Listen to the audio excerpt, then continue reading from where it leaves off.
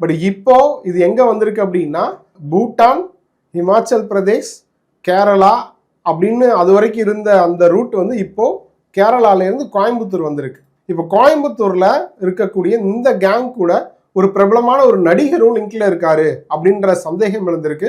அப்படின்ற மாதிரி தகவலும் வெளியாயிருக்கு. சரி, கோயம்புத்தூர்ல இருக்கக்கூடிய நடிகர்கள் யாரு அப்படின்னு பார்த்தா அது ஹிப்பா பாதி, லோகேஷ் கனகராஜ், அந்த மாதிரி லிஸ்ட் பெருசா போயிட்டு இருக்கு. ஸோ யார் மேலேயும் நம்ம அபாண்டமா சந்தேகமோ இல்லை வந்து குற்றமோ சுமத்திட முடியாது. ஸோ விசாரணையின் அடிப்படையில் அது தெரிய வரும்னு வைங்களேன்.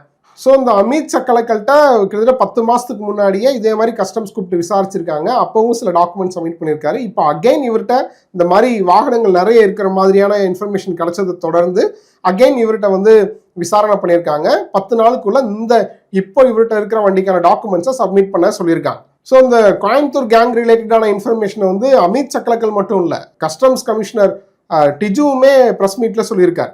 ഇമ്പോർട്ടന്റ് എന്ന് നമ്മൾ വിശ്വസിക്കുന്ന നമ്മുടെ ഇന്ത്യൻ ആർമിയുടെ, നമ്മുടെ എംബസികളുടെ, അമേരിക്കൻ എംബസിയുടെ പേരും സീലും അവരുടെ ഇൻസിഗ്നിയയും ഫോർജ് ചെയ്ത് ആ ഡോക്യുമെന്റ്സ് ഉണ്ടാക്കി ആണ് ഈ വണ്ടികളെല്ലാം പലതരത്തിലും രജിസ്റ്റർ ചെയ്തിട്ടുള്ളത്. பட் இப்படி வரக்கூடிய விஷயங்கள் அந்த பார்டர்ல இந்த மாதிரி தங்கம் வந்து கடத்துறாங்க, மயக்க மருந்து கடத்துறாங்க அப்படின்ற கேசஸ்மே ரிஜிஸ்டர் ஆயிருக்கு.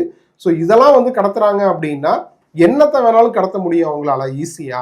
ஸோ இது வந்து ஒட்டுமொத்தமா மொத்த நேஷனல் செக்யூரிட்டிக்குமே வந்து இது வந்து மிரட்டலான ஒரு விஷயமா இருக்கு அப்படின்ற மாதிரி இவர் வந்து சந்தேகத்தை டிஜு வந்து தெரிவிச்சிருக்காரு. ஸோ இந்த விஷயத்தெல்லாம் சொல்லி அவர் கொடுத்த ப்ரெஸ் மீட் தான் இப்போ பயங்கர பேசு பொருளாக இருக்கு.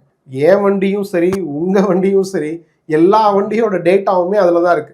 ரோட் டிரான்ஸ்போர்ட்னு எடுத்தீங்கன்னா அந்த டிராவலிங் குறித்த எல்லா டேட்டாவும் அந்த பரிவாகன் சைட்டில் தான் இருக்கு. அந்த பரிவாகன் சைட்டை வந்து மேனிப்புலேட் பண்ணுறாங்க, அவங்களோட இன்ஃப்ளூயன்ஸை யூஸ் பண்ணி வந்து மிஸ்யூஸ் பண்ணுறாங்க அப்படின்னா அது சாதாரண விஷயம் கிடையாது. நான் ஆல்ரெடி சொன்ன மாதிரி 2014 தான் ஒரு வண்டியை மேக் பண்ணுறாங்க. ஆனால் 2005 அந்த வண்டி யூசேஜில் இருக்குது அப்படின்னு சொல்லி அந்த சைட்டில் ரிஜிஸ்டர் ஆகிருக்குன்னு நான் சொல்லலை, கஸ்டம்ஸோட கமிஷனர் சொல்கிறாரு. ஸோ இதெல்லாம் சொல்லும்போது இந்த செய்தி எப்படி சாதாரணமான ஒரு செய்தியாக நம்ம கடந்து போக முடியும்? இது ரொம்ப முக்கியமான செய்தி. நேஷனல் செக்யூரிட்டி த்ரெட் இருக்கு, பொதுமக்களோட செக்யூரிட்டியோட த்ரெட்டுமே இதுல இருக்குன்னு சொல்லுவேன். ஏன்னா அவங்களோட டேட்டா எங்க போகுது, யார்கிட்ட போகுது, அதெல்லாம் சேஃபா இருக்கு. அந்த பரிவாகன் சைட்டோட ஒரு ஆத்தென்டிகேஷன் என்ன அப்படின்ற ஒரு கேள்வி வருது இல்ல.